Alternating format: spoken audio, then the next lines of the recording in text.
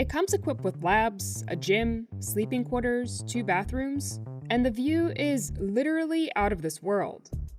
Liftoff of the Proton rocket and the Zarya control module. The first segments of the International Space Station were launched in 1998, and since 2000, the ISS has continuously housed a rotating group of astronauts from 19 countries. At about 250 miles above the Earth, the International Space Station occupies an area known as Low Earth Orbit, or LEO, and houses the only laboratory available for long-duration microgravity research. This research has been instrumental in a number of scientific developments, including creating more efficient water filtration systems and exploring new ways to treat diseases such as Alzheimer's and cancer. But it's starting to show its age.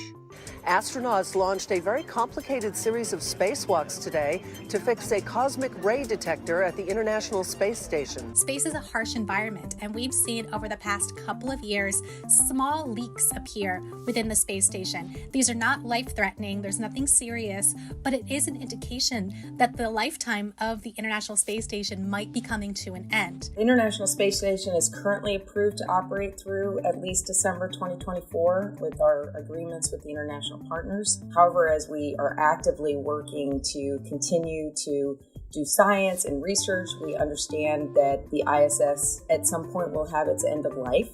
But NASA will likely not build the next space station. Instead, the agency will depend on the technology of outside companies. A few, like Colorado-based Sierra Space, are well on their way to constructing their own commercial space station. So here we are in the inside of our life element.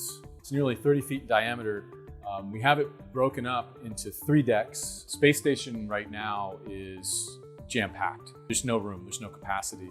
So by starting with a large unit volume and then being able to build up a station from multiple elements allows you to greatly scale the capacity of your space station, not just for NASA astronauts and international astronauts, but for commercial activities such as manufacturing. As right now, we just don't have the space to do those things. As space enters the commercial age, here's what a new International Space Station may look like.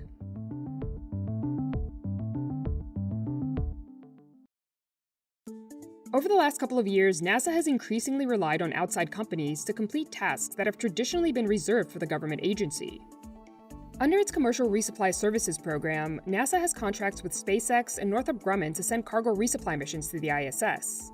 Last year, SpaceX made history by becoming the first private sector company to carry NASA astronauts to the ISS under NASA's Commercial Crew program. Boeing is also under contract as part of the program, but is still conducting uncrewed tests. The Commercial Crew and Commercial Resupply programs are largely considered a success for NASA. Last year, the agency estimated that the Commercial Crew program saved the government between $20 and $30 billion. Since SpaceX and Boeing each designed their own spacecraft under the contract, NASA had the added benefit of having a backup in case something should happen with one of the vehicles. This has proved wise, as Boeing has struggled to get its spacecraft certified for human flight.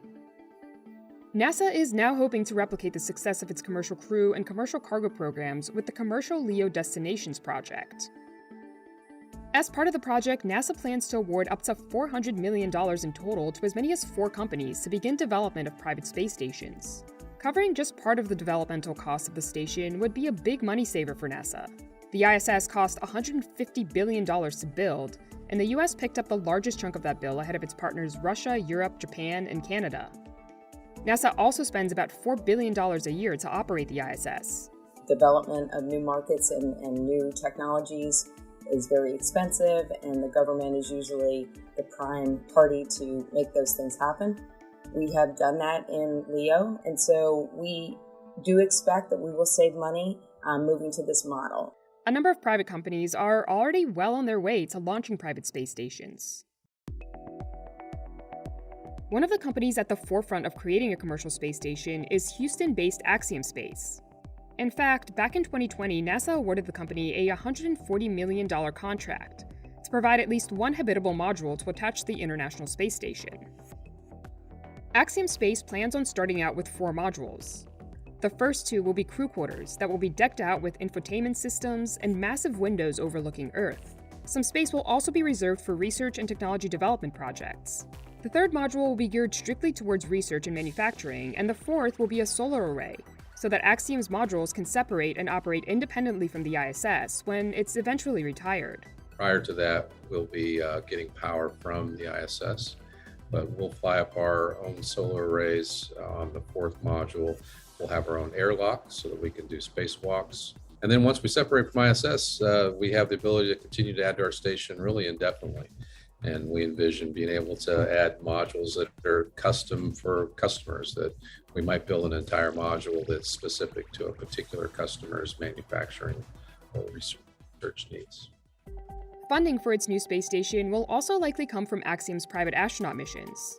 Axiom has a deal with SpaceX to use the company's Crew Dragon capsule and Falcon 9 rocket to fly a total of 4 crewed missions to the ISS starting as early as January 2022.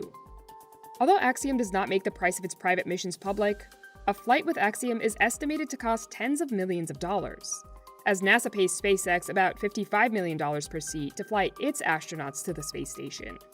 But Axiom is confident that it can build a station that's much cheaper than the $150 billion NASA spent on the ISS. We think we need about 1.2 billion or so to build the 4 modules, and we're on track to do that.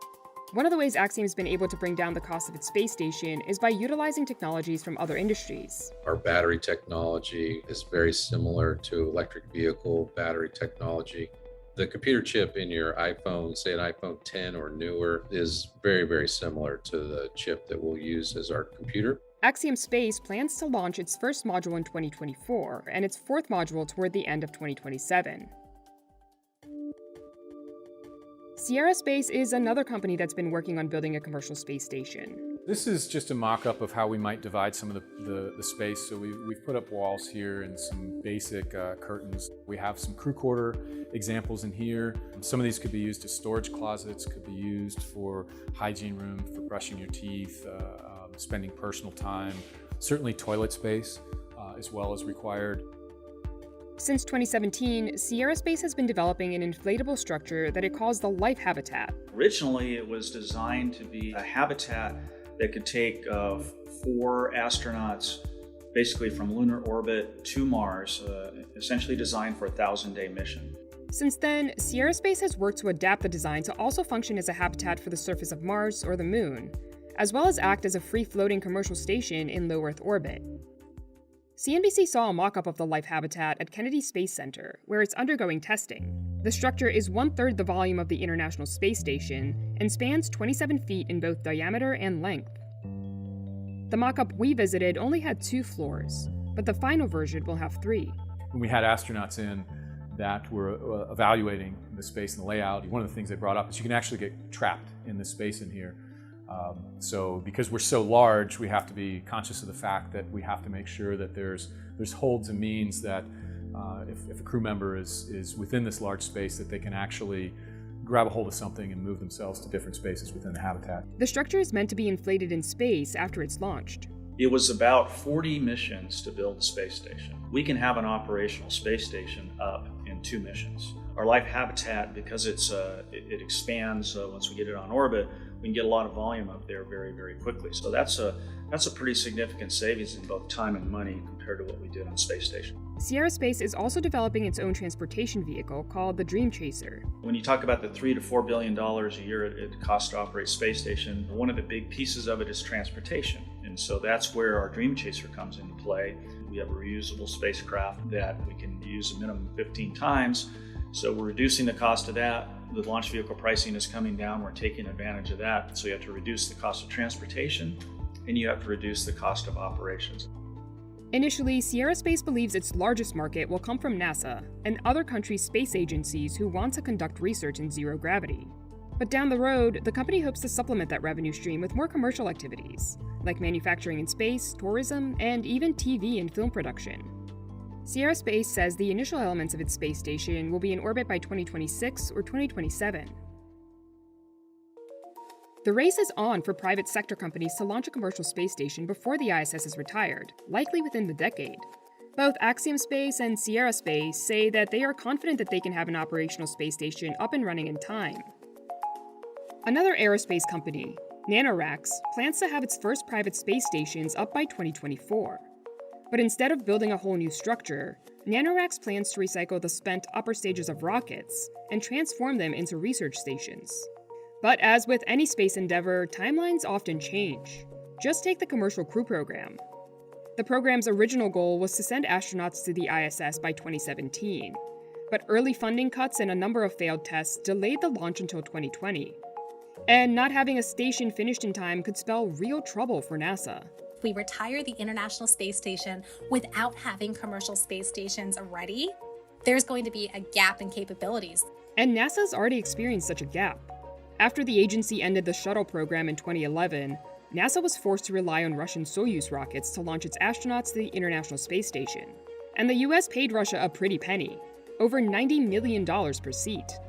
When SpaceX stepped in 2020, that cost was reduced to $55 million per seat. One of the things that is slowing down this effort that might contribute to a gap in the space station capabilities is the lack of funding that Congress has given NASA to kickstart this commercial space station and commercial low Earth orbit operations.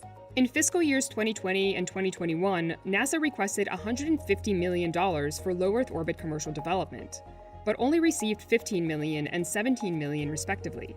In July, the House granted NASA $45 million for commercial LEO development, less than half of what the organization had requested.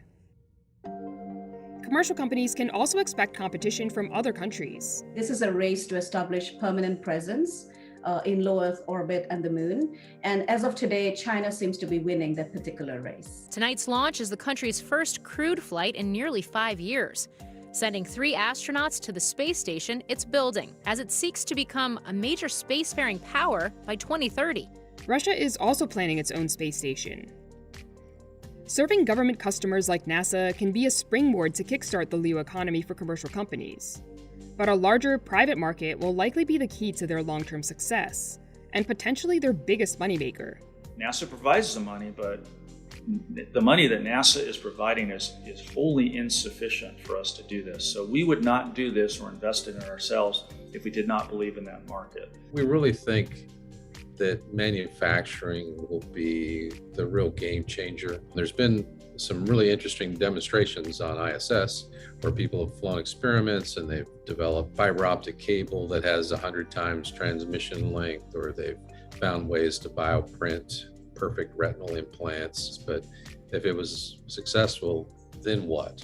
There was no place to manufacture it at scale. And so by building a commercial space station and a commercial destination, we now have the ability to build things at scale and to manufacture things at scale and to help customers do that, including building an entire module specifically for a customer to do that kind of manufacturing. As for NASA, not having to invest in a space station will free up money for other endeavors. We've had all these years of success on the ISS, and NASA now wants to put our eye toward Moon and Mars and other exploration items and turn over this area of space to the commercial market.